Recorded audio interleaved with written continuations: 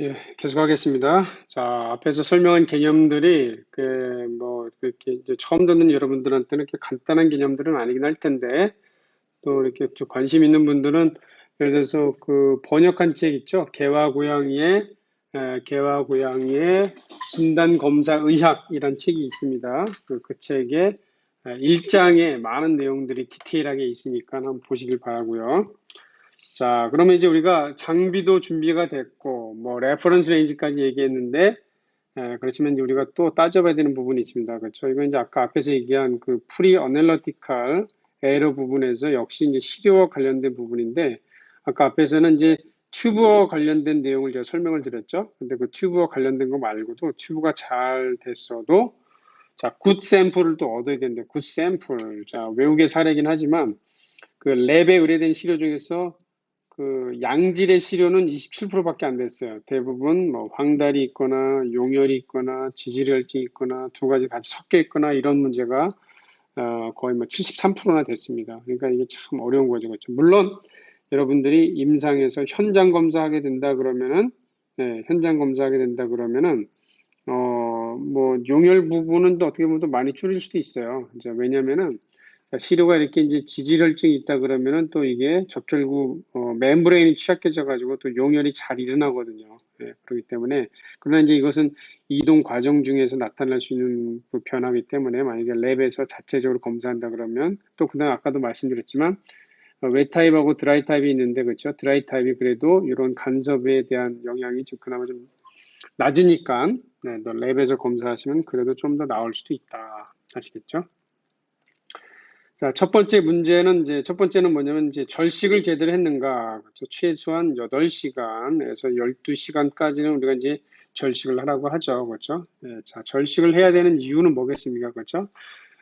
절식을 안 하면은, 그렇죠? 절식을 안 하게 되면은, 가끔 이제 이런 경우가 있죠. 이제 보호자분들이 뭐 우리 애가 중성화 수술해야 되는데 불쌍하다고 그래가지고 이제 그렇죠. 특별식을 이제 먹이시는 경우가 있거든요. 그러면은 콜레스테롤, 트리글라이세라이드하고 글루코즈가 높게 되면 또 이게 이제 그냥 생각 없이 이제 해석하게 되면 이제 이게 뭐 그죠? 당뇨병이 될 수도 있고 부신, 피질 기능, 항진증이 될 수도 있고 뭐 갑상선 기능 저하증 뭐 이렇게 진단이 될 수 있단 말이에요. 그러니까 그렇죠?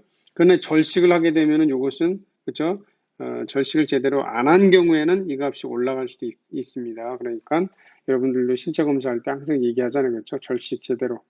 자, 간접적으로 뭐냐면 아까도 앞에서 말씀드렸듯이 지질혈증, 그렇죠? 이 비색법, 흑광도를 이용하게 되는데 흑광도는 뭐냐면 혼탁도가 변화가 되면 안 되고 그다음에 색깔이 그렇죠? 색깔이 또 변화가 되면 안 되는 거예요. 이렇게 혼탁해지게 되면은 검사에 오류가 생기는 거죠. 그리고 이 지질혈증이 있게 되면 앞에서도 얘기했지만 또 보통 이 지질혈증이 있는 것은 이제 밀크쉐이크 그 시료라고 하는데 보통 또 밀크쉐이크가 아니고 이제 스트로베리 밀크쉐이크 상태로 오는 경우도 있단 말이에요. 왜냐면 지질로 인해서 적혈구 멤브레인의 취약성이 증가가 돼가지고 용혈이 되는 경우가 있기 때문에 그런 거예요. 그래서 이것을 어, 방지하는 것이 매우 중요하다. 그렇죠? 그래서 이제 뭐냐면 첫 번째는 이제 절식을 했는지 체크해야 되고 예를 들어서 절식을 안 했다 그러면은 뭐 재검사 그렇죠? 재검사든지 뭐 어떤 병원은 이제 오전에 입원시켜 가지고 오후에 검사하기도 합니다. 왜냐면 가서 또 오라고 하면은 안 할 수도 있으니까 그렇죠? 네, 그다음에 이제 세 번째는 자, 절식을 제대로 했는데도 불구하고 고지혈증이라든지 혈당이 높다 그러면은 이제 아까 말씀드린 몇 가지 질병들을 진단을 하기 위한 검사를 하게 되는 거죠. 자, 이 간섭과 관련해서 늘 얘기하는 건 뭐냐면 장비와 시약에 따라 다르다는 겁니다. 장비와 시약에 따라 다르다. 예를 들어서 어떤 항목은 그렇죠? 어떤 항목은 I라는 장비에서는 뭐 증가하는 패턴으로 오류가 나타날 수 있지만 어떤 항목은 아예 그냥 감소할 수도 있고 검사가 안 되는 패턴으로 나타날 수도 있다는 얘기예요. 간섭은 습식 장비에서 좀 영향을 많이 받고 특히 알부민, 빌리루빈, 토탈 프로테인, 칼슘, 포스포러스 거의 뭐 예외 없어요. 건식인 경우에는 영향이 거의 없습니다. 그러니까 이제 건식 이걸 이제 여러분들 이제 현장 장비 그렇죠? POC 장비에서는 그렇게 크게 문제가 되는 경우가 없습니다. 그러니까 어떻게 보면 더더욱 확인을 잘 해야 되겠죠. 절식을 안 했는데도 지질 혈증이 있는지 없는지를 잘 알아야 됩니다. 자, 한 가지 여기서 이렇게 혈청이나 혈장이 이렇게 이제 밀크 색깔이다, 밀크 색깔이다. 그러면 여기 이제 킬로 마이크론이 이제 되게 많은 거죠, 그렇죠? 킬로 마이크론, 트리글라이세라이드가 많은 이 킬로 마이크론이 되게 많은 건데, 네. 자, 이렇게 이제 밀크 색깔로 되는 것은 항목 중에서 트리글라이세라이드가 증가된 경우입니다. 자, 콜레스테롤은 증가가 되어도 이렇게까지 혼탁이 되지는 않아요. 아시겠죠? 그래서 이것도 알아두시기 바랍니다. 자, 예전에는 이제 전해질들도 이제 검사법상 좀 한계가 있어가지고 오류가 날 수가 있었습니다. 특히 지질혈증이 매우 심한 경우, 이 정도는 이제 매우 심한 경우인데, 극단적으로 심한 경우긴 하죠. 그렇죠. 그러나 요즘에서는 거의 이제 오류는 없다. 이렇게 알아두시기 바랍니다. 네. 장비가 이제 똑똑해져가지고, 그렇죠. 이제 지방의 분액이 증가하게 되면은 그 증가된 분액까지 고려를 해가지고 검사하기 때문에 정확하게 값이 산출이 된다. 이 정도만 알아두시면 되겠습니다. 자, 어떤 환자의 검사 결과입니다. 어떤 결과인데, 자, RBC, 빈혈이 없네요. 그렇죠? 근데 헤모글로빈이 증가가 됐고, MCH가 증가가 됐습니다. MCHC가 증가가 됐다 그러면은, 자, 요거는 여러분들이 시험에서 MCH는 얼마인가 이렇게 물어보는 시험이 나올 수도 있겠죠. MCHC가 증가됐다 그러면 이제 용혈이 있다는 얘기잖아요. 그렇죠? 그러니까 용혈. 그렇죠? 자, 그 다음에 이 환자가 그러니까 뭐냐면 고지혈증 있으면서 용혈까지 있었던 환자입니다. 그래서 검사 결과가 보니까 토탈 프로테인이 21.9g/dL, 칼슘 12.2, 빌리루빈 18.4, 글루코즈는 뭐 그럴듯하게 좀 나왔네요, 그렇죠? 그다음에 ALP도 나올 수 있는 값이 나오기는 했습니다만, 자 여기서 이제 시료가 스트로베리 밀크쉐이크 타입이기 때문에 이제 검사 결과가 오류가 있을 것을 예상을 할 수가 있는데, 우리가 이제 검사 결과인지 아닌지 알아보는 것은 사실 이렇게 극단적으로 증가하는 값이 아니면 사실 좀 어렵긴 하죠. 극단적으로 증가했든지 아니면 임상소견. 무슨 얘기냐면 이 환자가 예를 들어 건강해요. 건강했는데 이렇게 빨간 값이 나왔다? 이상하죠. 그럼 뭐냐면 결과값이 문제가 있는 거죠. 그렇죠? 그러면 이제 체크를 해봐야 되죠. 첫 번째 혹시 시료 상태가 문제가 있지는 않았는지, 그렇죠? 장비가 혹시 문제가 있지는 않은지. 근데 보통 장비는 날마다 캘리브레이션 하는 퀄리티 컨트롤 프로시저가 있기 때문에, 네. 그거가 잘 됐다 그러면 특별히 문제가 안 됐죠. 자, 여기서 빌리루빈 18.4, 레퍼런스 레인지가 0.3까지인데, 18.4다 그러면 뭐냐면 이것은 거의 걔가 노란 물감에 들어갔다 나왔을 정도로 센 노래야 되는데 얘는 전혀 그렇지가 않은 거예요. 그럼 문제죠. 자, 토탈 프로테인 21.9, 요것도. 자, 임상에서 이 토탈 프로테인이 극단적으로 증가하는 경우는 뭐 어떤 경우가 있냐면 항체를 만드는 세포, 형질세포, 플라즈마 셀이 암이 되는 경우가 있는데 요 플라즈마 셀이 암이 됐을 때 쓸데없는 항체를 만들어 가지고 토탈 프로테인이 뭐 12, 13 g/dl까지 증가하는 경우도 있어요. 그러나 21.9 말이 안 되는 거예요. 네, 이렇게 말이 안 된다. 그러나 이제 건식에서는 그렇죠. 건식에서는 이 정도로까지 이렇게 간섭 오차가 나타나지 않을 수도 있습니다. 자, 그 다음에 이제 아까 앞에도 말씀드렸듯이 자, 제대로 절식을 했는데도 불구하고 지질혈증이 있다. 그러면은 이제 우리가 뭐를 접근하게 되냐면 혹시 얘가 쿠싱병, 그러니까 부신필기나 항진증이 있는지 아니면 당뇨병이 있는지 아니면 또 혈당이 높진 않다. 그리고 지질혈증만 있다 그러면 갑상선 기능 저하증도 생각하는 거예요. 그 다음에 이제 이게 배제가 되면 혹시 선천적으로 지질대사 장애가 있는 게 아니냐. 예를 들면 이제 리포프로테인, 뭐 리파제 같은 에피네프린의 영향을 받아가지고 지방을 또 대사하는 또는 그렇죠. 대사하는 이제 이런 효소들이 선천적으로 부족한 경우가 있을 수가 있습니다. 아니면 이제 뭐 UD 같은 처방식, 고지방식이거든요. 이런 처방식을 섭취하는 건 아닌지, 아니면 이제 간 부전이나 담즙 정체가 있는지, 이 경우는 좀 미약하긴 합니다만, 이런 식으로 우리가 임상에서는 접근하게 되는데, 이런 내용은 또 뒤에 가서 설명을 드릴 거예요. 네. UD는 이제 개에서 이제 그 칼슘, 옥살레이트 같은 이런 결석이 있을 때 예전에 좀 먹이려고 했는데 이게 고지방식이라 요거 먹는 애들은 흔히 좀 문제가 됐고 임상에서는 여러분들이 슈나우저라든지 비글, 브리트니 스파니엘 이런 품종들은 좀 특이적으로 종특이적으로 지질혈증이 빈번하다는 것을 좀 알아두시면 좋겠습니다. 네, 그래서 고양이에서도 이렇게 선천적으로 리파제가 결핍돼 가지고 고지혈증이 나타나는 경우가 있을 수가 있다. 자, 다음은 용혈입니다. 용혈. 아까도 이제 앞에서 잠깐 말씀드렸는데 체열하면서 용혈이 되는 경우가 의외로 빈번할 수가 있어요. 여러분들이 이제 실습하면서 경험을 하게 될 텐데, 자, 외부로 전혈을 보내는 경우에는 그렇죠. 얼음팩에 직접 닿든지 아니면 아이스팩에 또 장기간 컨택한 상태에서도 역시 RBC가 깨지는 경우도 있을 수 있기 때문에 이런 경우에 될 수 있고 병적인 용혈도 있겠습니다. 그렇죠. 자, 근데 이제 병적인 용혈인 경우는 뭐 그 용혈의 원인을 찾아가지고 이제 빈혈 처치를 하면 되겠죠. 그러나 이제 이런 병적 요인이 아니다 이럴 때는 방법 없습니다. 재검사. 자, 예전에 이제 홈페이지에 어떤 선생님께서 올린 건데 이건 보세요. 그렇죠? 시린지 피스톤을 몇 번 뒤로 왔다 갔다 하면 분리된 혈중을 보면 여지없이 벌겋게 용혈이 되어 있던데요. 이런 식으로 용혈이 체열 과정에서도 나타날 수가 있다. 물론 이제 이 질문에서 요지는 뭐냐면은 자, 용혈이 됐으니까 빌리루빈이 상승이 돼야 되는 게 아닌가 이렇게 단순하게 생각한 거죠. 그럼 아까 제가 말씀드렸죠. 인스트루먼트, 레이전트, 디펜던트 하다 그랬습니다. 그렇죠. 검사 오류는 그 랩에 따라 다를 수가 있어요. 얼마든지 이렇게 나올 수가 있다. 그 다음에 이제 우리나라는 뭐 그렇게 잘 사용 빈도가 높은 건 아니지만, 그렇죠. 이런 인공 헤모글로빈을 이용하게 되면 역시 플라즈마나 혈청의 색깔이 이렇게 붉은색이기 때문에 완전 쥐약이죠. 그렇죠. 완전 쥐약이다. 자, 적혈구가 이제 용혈이 되게 되면은 주로 이제 AST, LDH, CK 이 세 가지가 증가하는 게 문제가 됩니다. 네. AST하고 LDH는 적혈구에서도 유리하는 거고요. CK는 적혈구에 CK가 있는 건 아니고 CK 활성도를 검사하는 프로시저에 반응하는 다른 효소가 있어요. 다른 효소가 있어서 결과적으로 CK가 증가하게 됩니다. 활성도가.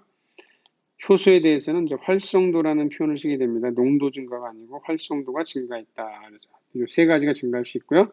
그 다음에 이제 포타슘이나 포스포러스 같은 인트라셀룰라, 그렇죠? 인트라셀룰라 카티온 이런 것들이 증가할 수가 있고, 그 다음에 헤모글로빈 빠져나오니까 당연히 그렇죠. 혈색소 증가하겠고, 좀 시간이 지난 경우에는 빌리루빈, 그렇죠? 이 헤모글로빈 이제 비장에서 처리되고 나서 배설되는 물질인 빌리루빈도 증가하는 경우도 있을 수가 있겠죠.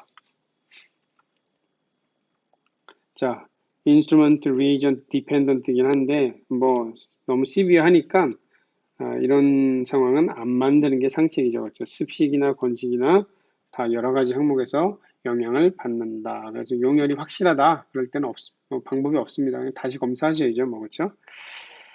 자, 이 결과를 한번 보시면 되겠습니다. 결과를 보자. 자, 헤모글로빈이 보니까 자, RBC가 386만이네요. 빈혈이 마드리트하게 있네요. 그렇죠? 헤모글로빈 7.2, HST 20. 자, 대충 봐도 HST 대비 헤모글로빈이 높네요. 그렇죠? 그렇죠? 보통 우리가 이제 헤모글로빈의 한 3.3배 정도가 HST가 된다고 그랬는데 대충 봐도 그렇죠? 과하다. MCV가 51.8이네요. 어허, 뭔 얘기인지 알겠죠? 그렇죠? 철분 결핍 빈혈인가 보구나. 자, MCV가 이렇게 낮게 되면은 무슨 얘기냐면 적혈구가 크기가 작기 때문에 적혈구 안에 들어갈 수 있는 헤모글로빈의 양은 감소할 수밖에 없어요. 감소할 수밖에 없다. 그러나 레퍼런스 레인지 안에 있네요. MCHC 볼륨 대비 그렇죠? 헤모글로빈의 양이 되는 농도를 봤을 때 농도는 또 증가가 됐습니다. 용혈이 있다는 얘기죠. 그렇죠? 용혈이 있다. 자, 이 환자는 철분 결핍 빈혈로 내원을 했는데 용혈도 됐네요. 그렇죠? 용혈. 자, 이 철분 결핍 빈혈이 있는 환자에서 적혈구들은 상당히 프레질러티가 증가하게 되기 때문에 핸들링할 때 주의가 많이 필요하죠. 자, 이 주 검사 결과, 아마도 이제 오류가 있을 것 같긴 한데, 우리가 여기서 오류가 있다고 알 수 있는 근거가 되는 항목들 보니까, 거의 뭐 교과서적으로 AST, 자, CK, LDH가 다 증가돼 버렸네요. 그렇죠? 자, 이렇게 세 가지가 증가됐다. 게다가 AST는 증가했지만 ALT는 정상이죠. 그렇죠? 자, 그렇게 되니까 뭐냐면, ALT가 증가하지 않았을까? AST는 뭐냐면 근육 아니면 RBC가 되는 거예요. RBC. CK도 근육에서 유래할 수가 있는데 LDH도 증가가 됐고 여기 MCH, MCHC도 증가됐으니까 다 합쳐서 요거는 용혈과 관련됐다 이렇게 볼 수가 있겠다. 나머지는 사실 검사 오류가 있을 텐데 뭐 유무를 알 수가 없죠. 그럴듯하게 나왔기 때문에. 근데 우리가 하나 알 수 있는 게 있죠. 어떤 항목이죠? 네, 바로 크레아티닌 어떻습니까? 0이 나왔습니다. 0. 말이 안 되죠? 네, 0이 나왔다. 살아있는 개체에서 크레아티닌이 이제 예를 들어서 숨만 쉬려고 해도 근육이 있어야 숨을 쉬는 건데, 그렇죠? 그렇다면 크레아틴이 없을 수 없잖아요. 말이 안 되는 상황이다. 그래서 네, 실제 케이스입니다. 자, 그 다음에 이제 두 장의 슬라이드에서 보여주는 건 뭐냐면은 이게 아까 제가 reagent, instrument, dependent 하다 그랬습니다. 오류가. 그 예를 설명하는 거예요. 장비는 A에서부터 L까지 다양한 장비가 있습니다. 포스포러스를 동일 샘플로 측정했는데 헤모글로빈을 그렇죠? 다양한 농도로 섞어가지고 검사한 거예요. 그러니까 뭐냐면 용혈 상황을 산정한 거죠.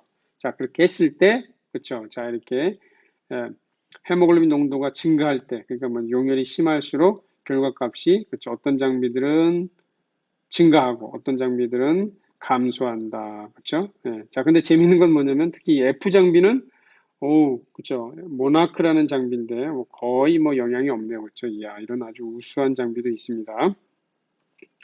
자, 크레아티닌을 또 같은 방식으로 검사했습니다. 다만 여기서는 빌리루빈을 첨가했습니다. 그러니까 무슨 얘기냐면은 이제 황달 상황을 산정한 거죠. 그렇게 했을 때 다양한 값으로 오류값이 나타나는 것을 볼 수가 있습니다. 증가하기도 하고 감소하기도 한다. 그렇죠? 네, 이렇게 다양할 수가 있다. 그냥 황달을 안 생기게 하는 게 중요한데, 근데 황달인 경우는 근데 보통 좀 병적인 경우죠. 그렇죠? 이거는 이제 의인성으로 나타나기 힘드니까, 뭐, 용혈성 빈혈이 있다든지, 그렇죠? 간이 나쁘다든지, 아니면, 그렇죠?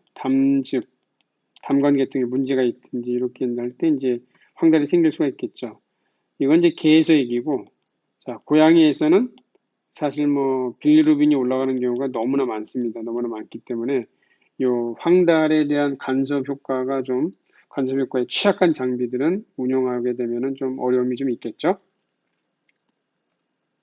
자, 그 다음에 이제 약물과 관련된 내용인데, 여기서 중요한 건 뭐냐면, 임상병리 검사는 처치하기 전에 해야 돼요. 처치하기 전에. 왜냐면, 약물이나 처치 물질의 영향을 너무너무 많이 받기 때문에 그렇습니다. 심지어, 자, 근육 주사하고 나서 뽑게 되면은, 근육에서 유래하는 요 CPK 항목이 벌써 올라가 있어요. 이런 경우도 있고, 예를 들어서 뭐, 이뇨제나 뭐, 수액 처치를 한다 그러면은, 신장의 희석, 농축 기능 평가할 수 있는 간단한 지표인 요비중이 영향을 받게 되기 때문에 해석에 영향을 미치게 됩니다. 또 뭐 밥 굶고 왔다 그래가지고 하트만 덱스 이런 거 투여하게 되면 혈당 당연히 올라가겠죠. 혈당 당연히 올라갔겠고 혈당 올라가니까 당연히 요에서도 당이 나올 겁니다. 그렇죠? 그러면 혈당도 올라가고 요에서도 당이 있으니까 진단이 어떻게 되냐면 당뇨가 되겠죠. 그렇죠? 당뇨가. 그래서 아주 초창기에는 이런 좀 웃지 못할 해프닝도 많이 있었습니다. 아시겠죠? 주의해야 된다. 하트만 덱스 같은 거 맞으면은 뭐 당이 뭐 수백까지 올라가기도 하고 그래요. 그러니까 이제 주의해야 된다는 거 기억을 해두시기 바랍니다. 자, 불필요한 스트레스는 주지 말아야 되겠죠. 그렇죠? 병원에 온다고 이렇게 그렇죠? 차에 태우고 오는 게 아니고 그냥 본인은 그렇죠. 주인님은 차 타고 오시고 걔는 이렇게 운동시켜서 특히 한여름에 그렇죠?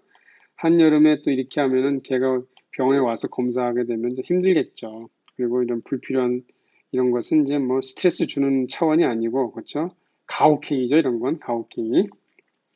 자, 저장. 자, 검사를 바로바로 못할 때는 일반적으로는 냉동 보관하면 괜찮아요. 근데 개개 항목에 따라서는 오히려 냉장 상태가 더 유리할 수도 있고 그렇습니다. 연구를 위해서는 보통 마이너스 70도씨에다가 보통 이제 보관을 하게 되죠. 네, 이런 식으로 보관을 하게 됩니다. 그러니까 바로 검사하는 게 아니면은 그냥 냉동실에 보관했다가 아이스팩에 넣어서 보내주면 되고, 그러니까 이 스터빌러티 문제가 되게 중요한 거예요. 어떤 항목에 있어서는 이 스터빌러티 때문에 연구가 많이 필요하기도 합니다. 연구가 많이 필요합니다. 예를 들어서 뭐 요즘 우리가 이제 심장에서 이제 사용하게 되는 심장병 진단을 위해서 많은 항목은 아니지만 이제 뭐 BNP라는 항목이 있습니다. BNP,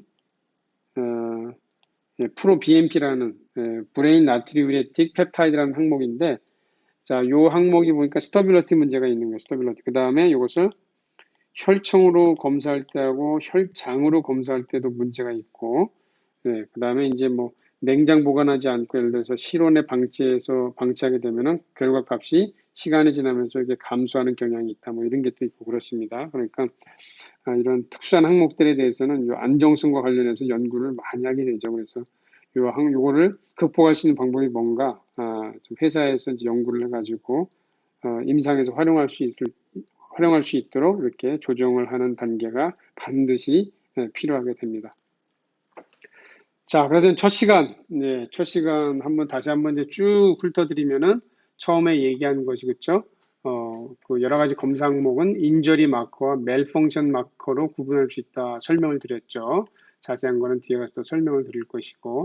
근데 이제 마커들이 그쵸? 뭐 장기 특이성이라든지 질병 특이성, 그 다음에 사용하기 쉬우면서도 비용도 저렴해야 된다. 그리고 혈청이나 EDTA 혈장이 아니라 헤파린 혈장을 이용한다는 거 꼭 명심하시기 바랍니다. 그 다음에 헤파린 혈장이 중요한데 외부 랩에 그쵸 헤파린 전혈을 보내게 되면은 검사 오류가 생길 수가 있으니까 주의하라 이렇게 말씀을 드렸고 그쵸. 그 다음에 장비들에 대해서 특히 프리시전 애큐러시 프리시전은 참값과 무관하게 비슷한 값이 얼마나 잘 반복이 되는가 그 다음에 애큐러시는 참값에 얼마나 가까운가 이 두 가지가 있다고 그랬고 그 다음에 이제 민감도 특이도 그 다음에 PPV, NPV 실질적으로는 이 프레벌런스에 영향받는 게 PPV, NPV라고 그랬습니다. 레퍼런스 레인지도 설명을 드렸고 절식과 그렇죠. 절식을 해서 고지혈증, 지질혈증 피하는 게 중요하고 용혈 안 생기게 그렇죠. 용혈 안 생기게 그 다음에 검사 오류 패턴은 장비와 시약에 따라 다양하게 나타날 수가 있다. 자, 오늘은 이상 인트로덕션이었습니다. 다음